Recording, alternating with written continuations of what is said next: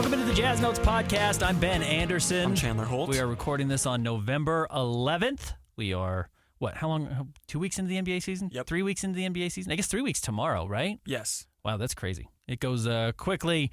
Jazz coming off a second win of the season. We will talk about their last week since we last talked about the team. And then what they've got coming up this week is, of course, we'll hit a little bit of news and notes as well. We'll look at the standings, and then we will answer your mailbag questions as we always do. You can send in mailbag questions either via DM to me or Chandler, or you can just reply on Twitter when I send out the prompt. At Ben's Hoops, at Seahole Sports is the easiest way to follow us on Twitter. I send out a tweet at 11 o'clock every Monday asking for your questions. You can reply there, or again, just DM us. You can do that. My DMs are always open, so I appreciate hearing from you. Where are we starting? Should we start with some news? Yeah, one piece of weekly news. On Wednesday, Taylor Hendricks underwent successful surgery for his right fibula fracture and dislocated ankle.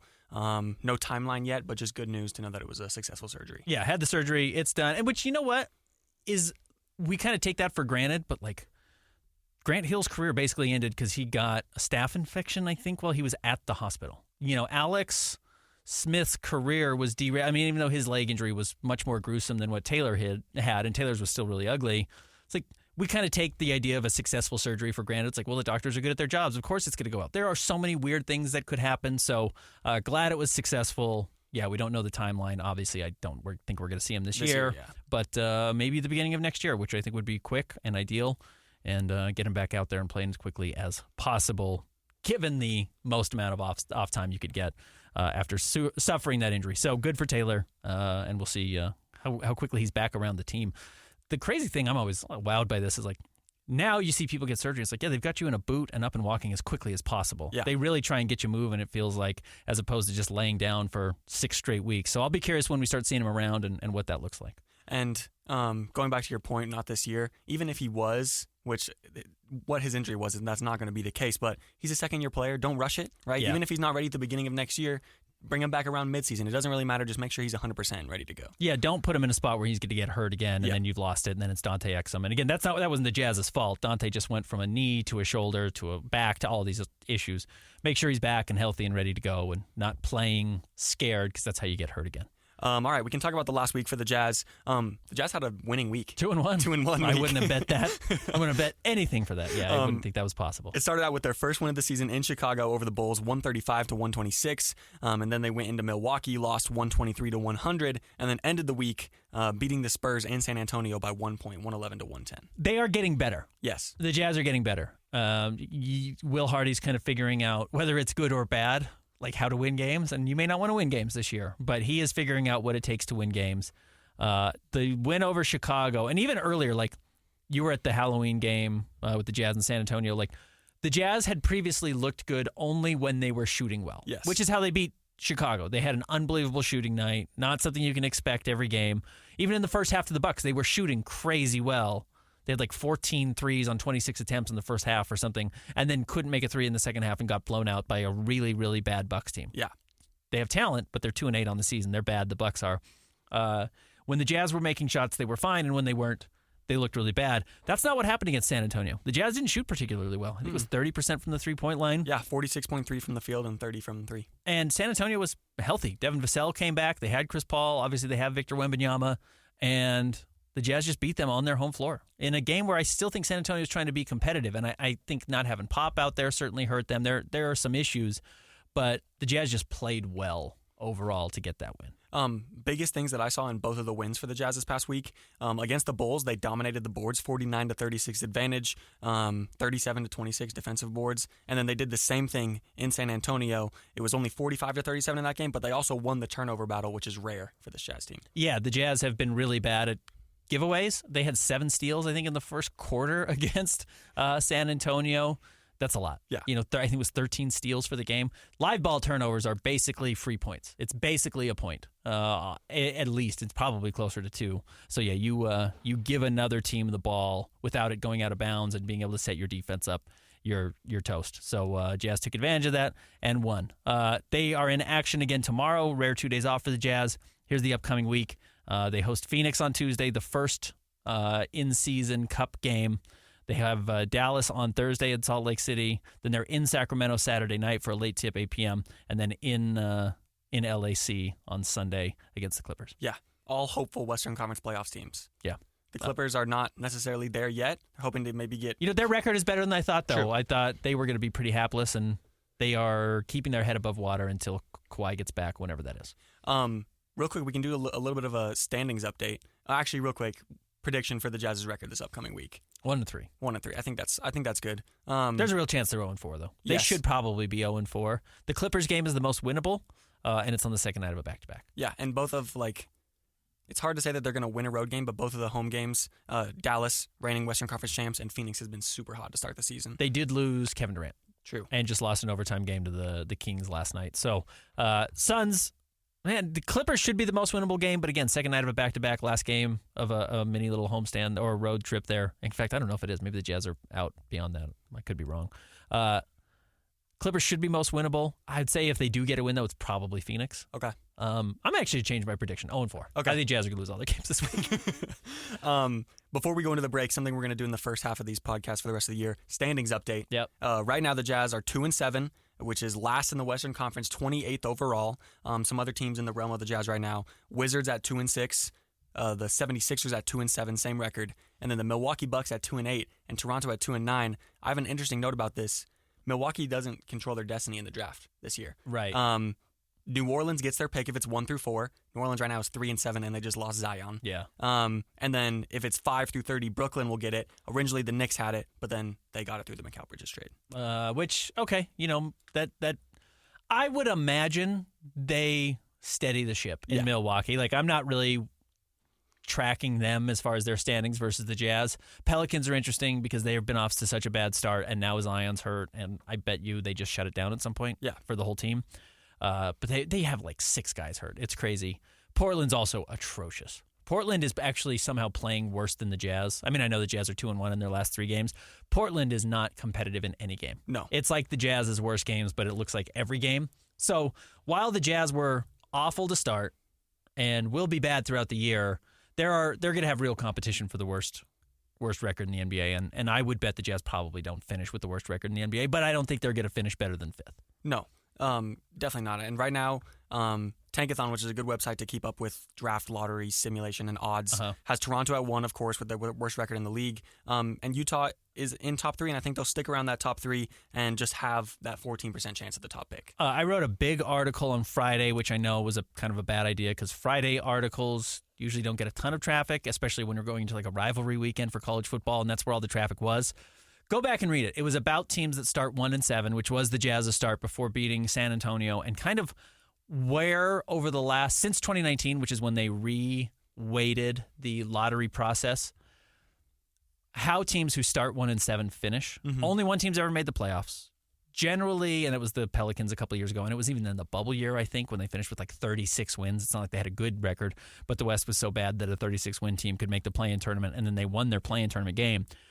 But 1-7 teams traditionally don't end up with the number 1 overall pick. Even though you have the worst start, it is not a strong indicator of where you're going to be selecting. In fact, the last 12 teams that have done it, the average draft slot was 7th. Wow. Even if you started 1-7. I would have thought, okay, maybe 3rd or 4th. No, 7th. And they usually finish with the 5th worst record in the league, even though they started 1-7. So we will see. Yeah. I'll be curious what the Jazz do the rest of the year.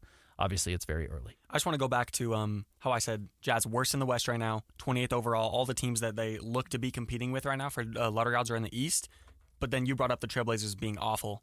They shot 4 for 42 from 3 in their last game. Yeah. And they're 3-8. So one more win, one more loss in the Jazz. They've just played more games.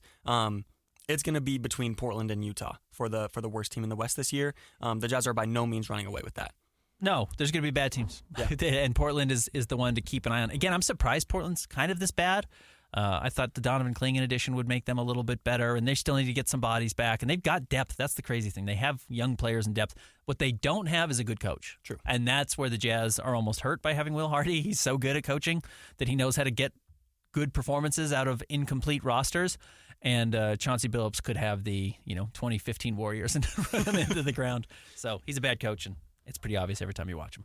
All right, you want to take a break? Let's take a break. When we come back, we will get to your mailbag questions. Stick around. More Jazz Notes coming up next.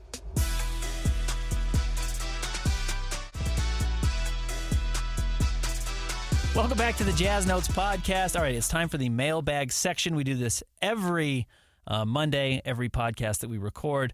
Find us on Twitter at Ben's Hoops, at C Holt Sports. Again, I send out a prompt on Monday at 11 o'clock. You can respond to that or just send me a DM on Twitter, and we will try to answer your mailbag questions. Where are we starting? Starting with a DM question from Aggie fan Dan.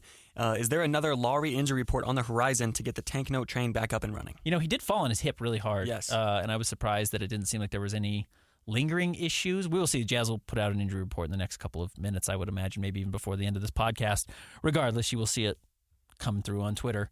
We'll see how his hip is doing and whether he's going to be available in this next game. Again, these are the types of injuries where it's just like, just don't force him. Yeah. You know, injuries are...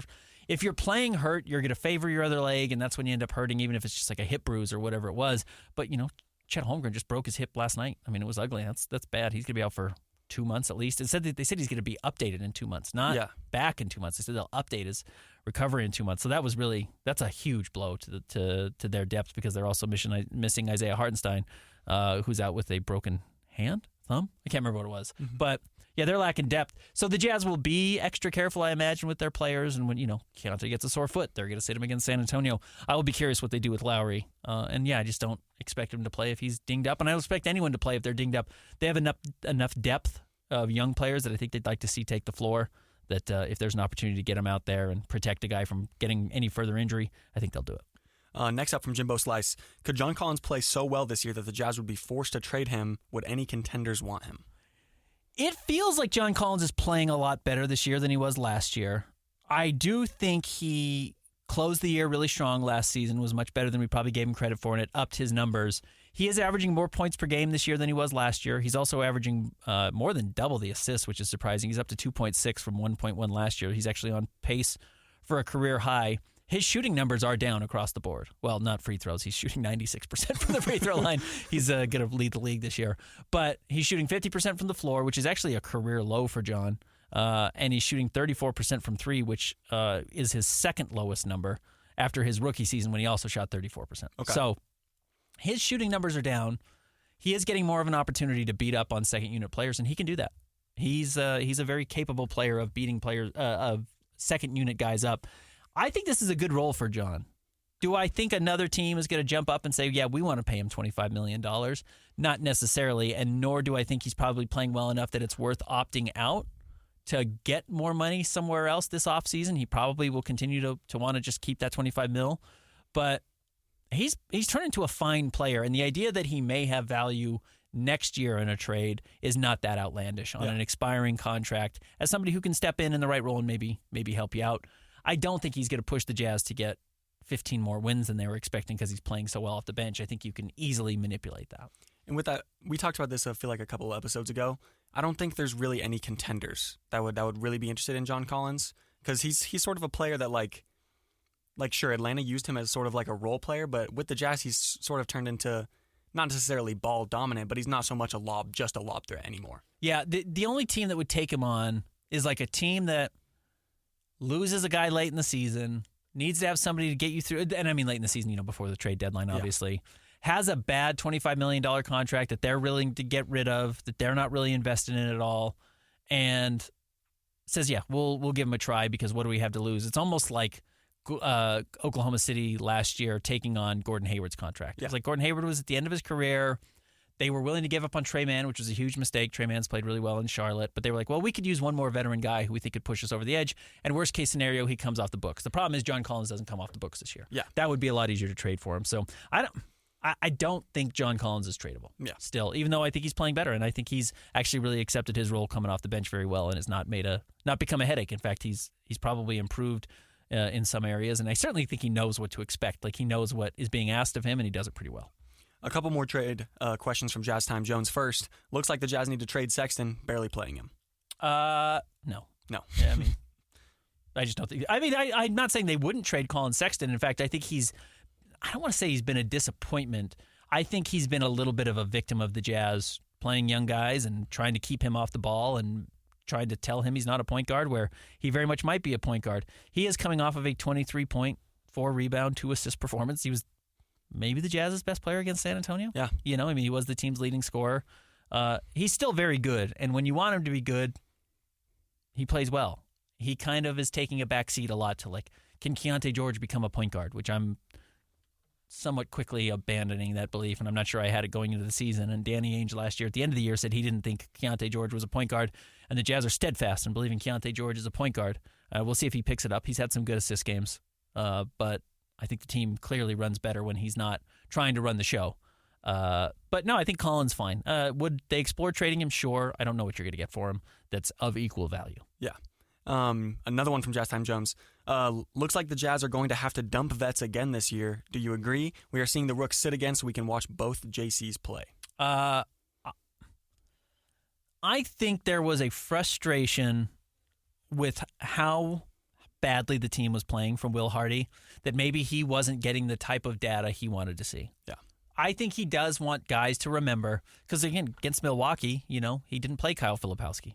He isn't playing Bryce Sensabaugh. I would imagine Bryce is going to get sent out of the G League. That's got to be what's happening. Bryce didn't play at all against San Antonio. He's a second-year player. If you want him to get minutes and you don't feel like there's minutes, it's better to have him playing in the G League than getting DNPs against a Spurs team that you beat. If you want those guys to get minutes, it's totally fine. G League is good minutes. Those are quality minutes. Going and having Bryce Sensabaugh play 25 minutes a night is better than him getting 12 with the Jazz or 10 with the Jazz. I truly believe that. So I think that's where they're going to go. I think it's fine that they use the G League. I don't think that means they have too many veterans on the team. I think they like the idea that there is flow to the game that actually allows Cody Williams to develop, as opposed to just 30 minutes of blowout basketball where the Jazz are down 15 after one quarter and none of the possessions actually matter and no one's taking it seriously and everyone just kind of feels like it's earned or entitled more than earned, that these minutes don't actually do anything for you. And I think that seems to be the belief that Will Hardy says. And by the way, he said that after Milwaukee. I think it was the Milwaukee game where he said, hey, we're not just going to give them away. Everyone's going to be fine. Will got pretty frustrated actually being questioned about why the young guys weren't playing against the Bucks, and I think that's part of it. Next question from Jay Madashaw. How much draft research have you done, and is there a reality where the Jazz draft both BYU guys? Potential. You're talking about Demeen. I know there's 50 different ways people have said it. I believe it's Yegor Demeen is everything I've actually heard, how he pronounces it. And then Catchings, the kid also. I have only watched one BYU game, and they only played two. Yeah. I only watched the first one. Yegor is a legit top 10 prospect. He's awesome. He's huge. He has great pace. He's in total control. Now, we will see. He's shot the ball well through two games. That was kind of the knock on him, is he's not a great shooter. Is this a small sample size? And then, by the way, shooting from the college three is different than the NBA three. Yep. So those are all things that really have to be figured out. But he looks like a legit top 10 pick and maybe top 5. So if the Jazz are in that conversation, they could. Now, I'm more of the opinion that you want kind of bigger wings, which is why the Ace Baileys and the Cooper Flags of the world are going to be higher than a Yegor Demeen, I would think, by year's end. But you know what? Shai Gilgeous-Alexander is a pretty good player, and he's a ball-in-hand point guard. He's just also huge. You want positional size, and the nice thing is Demeen has it. So there's some real pluses for him. I thought Catchings has shot the ball well. I think he needs to develop quite a bit physically. So I'm just not going to get that excited about anyone late in the first round. Yeah. And that doesn't mean he shouldn't declare. I need to watch them more. I haven't done a lot of draft research. But yeah, I'm not necessarily sure that the one and done guy late in the first is a big deal. Now, what is interesting, and you still have your NBA standings pulled up, yes, is that where are these picks actually going to go? Because the Jazz have 3 picks. One of them is slotted for 30th. Yeah. Because the Cleveland Cavaliers are apparently going to go 82-0 this year because they are 11-0 to start the season. That's a pick that the Jazz are owed, and it's not looking to be very valuable, where I think there was some hope that it would be.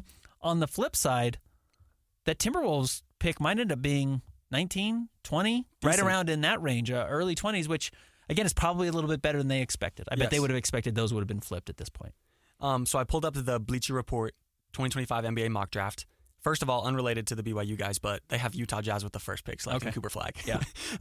They have Demeen falling all the way to 15th, which I think is not accurate. Agreed. They just haven't watched it. Yeah, exactly. But depending on how things shake up, maybe some guys jump up, some guys drop down. Maybe that Minnesota Timberwolves pick is on the edge of the lottery. I think it's possible that they could get one of them, but saying that they could get both is a stretch. And I just don't know if they would. Boy, you would have to have a lot of guts to be Ryan Smith, who's a huge BYU donor, Danny Ainge, who's a BYU alum, and then to draft 2 BYU guys, there would be a lot of like, okay, all right, why don't you do your job and actually draft real players? Even though I think Demeen's definitely an NBA player. We'll see. Catching's got a way to go. I'm excited to watch both of them throughout the year. It's nice to have those guys in our backyard. It's fun to have that. Yeah, right now, Minnesota's in the play-in. Again, we're 10 games into the season. Yes. Slow down. But the West is great. Phoenix is good. Oklahoma City's really good. Golden State's playing really well right now. Denver's playing really well because they have the greatest player on the planet. Memphis is so battered and beat up and is going to probably drop some spots, but they're still 7-4. The Lakers are playing better than we expected because J.J. Redick apparently is a decent head coach. The Rockets are going to be dangerous. And this doesn't even have Dallas, who's 5-5, is on the outside looking in. What I'm saying is, there's a chance that you're in a play-in tournament game, and you just don't know what's going to happen in a play-in tournament game. Yep. You just don't know. So this Jazz pick, do I think Minnesota eventually works their way up to the top 6? Probably. But the West is loaded, and you lose anybody for an extended period, and you could find yourself in a play-in tournament game, and then it's pretty random from there. You're not guaranteed a spot. So that Minnesota pick might end up being okay. I don't think Cleveland's going to finish with the best record in the NBA, but they will probably be in the late 20s, which probably changes how much the Jazz value that pick. And they may be willing to move it to try and get other things. And on top of that, I feel like playoff success and regular season success requires 2 totally different things from your team. Like, in my opinion, the Minnesota Timberwolves are a much better team than the Phoenix Suns. If they put them in a series against each other or just in the playoffs, the Timberwolves would make it further. I think so too. But I think that the Suns could be a better regular season team. Especially because Minnesota's just so trying. I watched their game last night against Sacramento, and they just against Miami, and they're just trying to figure out how to use Julius Randle, and he's he can play. Julius can play, but they had a real thing worked out with Cat. Yeah. And the hard part is if you go 20 games and you feel like you haven't figured it out, or you're still right around this 6-4, so they're 12-8 at that point. And they're just kind of mid-level Western Conference team. You get desperate and you start making weird decisions, and players start giving up on each other, and it can get ugly, especially after you make the conference finals and you think, oh, it's going to be easy from here. That's worth tracking because the Jazz own that draft pick. Anyways, next question. Yes, next question from Jake the Lynx. What do you think or hope the Jazz starting lineup will be on February 7th after the trade deadline? I don't, hope anything. Yeah. I hope they're still playing. I covered a season that got canceled because of COVID, so my hope is that they're still playing at the trade deadline. Probably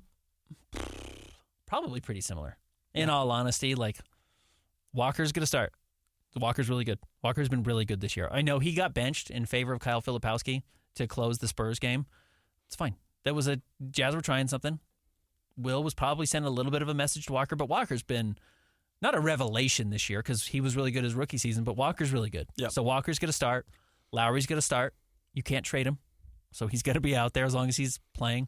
Do the Jazz feel like Lowry's a 3 and Kyle Filipowski's a 4? I guess there's a chance you could do that. Yeah. I guess there's a chance Flip could move into the starting lineup.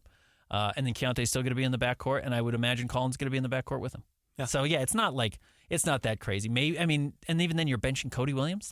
Maybe Cody's pretty raw. I wouldn't put off, and I don't know if the Jazz will, I would not avoid putting him in the G League.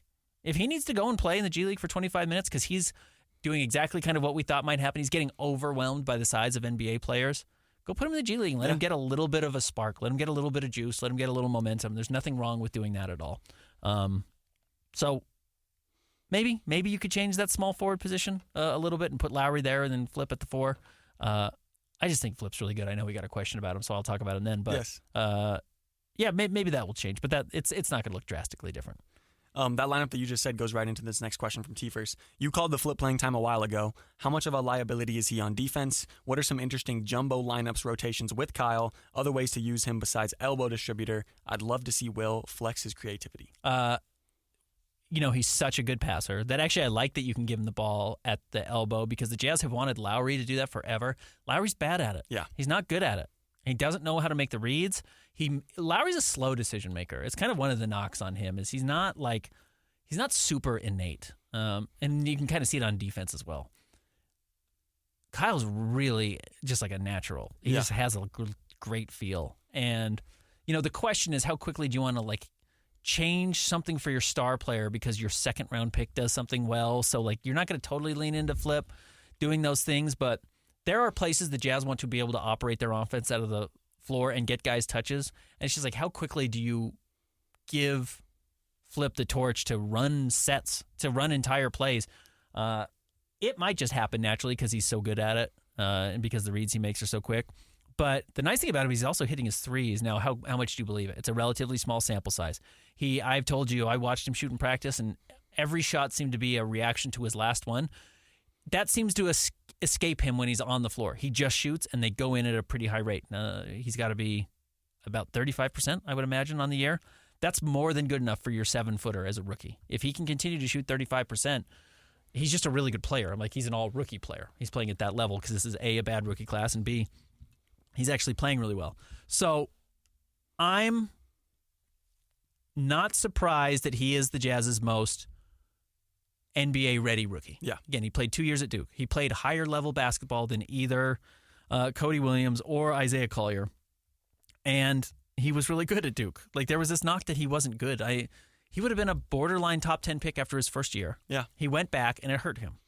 And he actually got better. That's the funny thing about it. Like, he would have been, not borderline, he wouldn't have gotten drafted where Taylor Hendricks drafted. Maybe he would have been 20. Let's say he goes 20.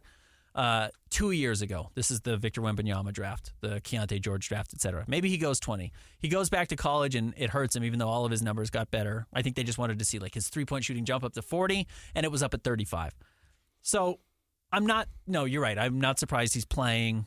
I thought after the Jazz said he wasn't going to be in the rotation to start the year that he wouldn't be there at this point, but injuries have obviously changed that for him. And then he's really taken the mantle and run with it. What I am not surprised by is that the strengths he has are unique. The Jazz didn't have a big guy who could dribble. The Jazz don't have a big guy who can pass. The Jazz don't really have, other than Lowry, a big guy who like reliably is comfortable stepping away and shooting the three, and he seems to be doing that at this point. So that's the plus. I'm not surprised by those things. And then asked about defensively, right? Yes. I can go back and look at my pre-draft analysis on him, and the one thing I wrote that I feel really, again, comfortable about is the closer he gets to the rim, the worse defender he gets. Which means if you're asking him to be a rim-protecting center or like a guy who's going to play drop defense and make, Walker Kessler-like impact at the rim, you're going to be disappointed. He moves his feet really, really well. He's really athletic. He's super athletic, running around on the perimeter so he can switch and he can stick with guys and make you change directions. And then if you're changing the direction or picking up your dribble, you can't shoot over him because he is 7 feet tall. So that's where he is actually a pretty valuable defender. Is he a great defender? No, but he knows how to use what he does well. All right, last question from Cisco. Should the Jazz run more plays with Keontae cutting to the basket for better looks?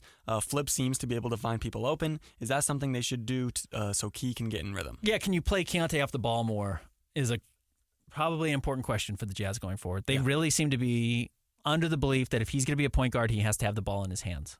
And they want their point guard making decisions, which is why they like Isaiah Collier. He makes really good decisions with the ball in his hands and did so against San Antonio. And while he absolutely cannot shoot, he makes up for it somewhat by making good reads and getting guys the ball where they can have good things happen.